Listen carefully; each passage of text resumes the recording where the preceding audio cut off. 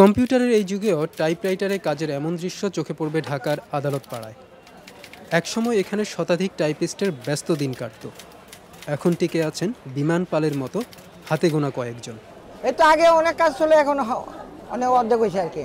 কত লোক এখানে তখন টাইপরাইটিং কাজ করতো? তখন 50-60 জন ছিল, এখন অল্প কয়েকজন, 8-10 জন। 1975 সাল থেকে এই পেশায় আছেন সেকান্দার আলী। দিনের বেশিরভাগ সময়ই তাকে বসে কাটাতে হয়, কিন্তু 5 দশক ধরে যে যন্ত্রটিকে আগলে রেখেছেন সেটি ছাড়ার কথা তিনি ঘুণাক্ষরেও ভাবতে পারেন না। এটা তো একদম বিলুপ্তি।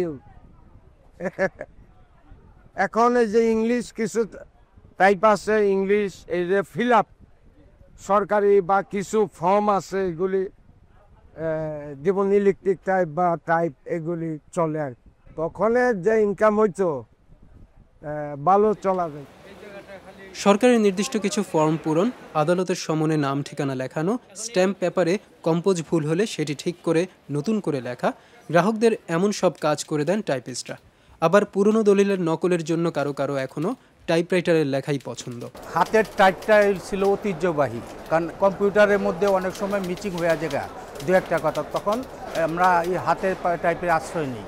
এটা দীর্ঘদিন করে যেতেছে এবং সে নির্ভর করে কম্পিউটারে পদ্ধতি পারে না, এই জন্য কম্পিউটার করে না, টাইপ করতে পারে না, ঠিকমতো আসে না।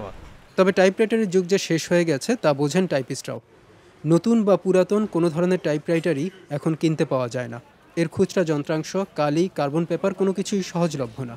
তারপরও ভালোবেসে কিংবা নিরুপায় হয়ে এই পেশা ধরে রেখেছেন তারা। এখন আপনি কি এই পেশা টিকে থাকতে পারবেন কি মনে হয়?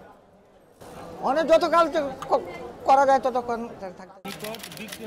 ঢাকার আদালত পাড়ায় কম্পিউটারের পাশে বিমান পালদের টাইপরাইটারের খটখট আওয়াজ যেন এখন যন্ত্রটির বিদায়ের বার্তাই দিচ্ছে।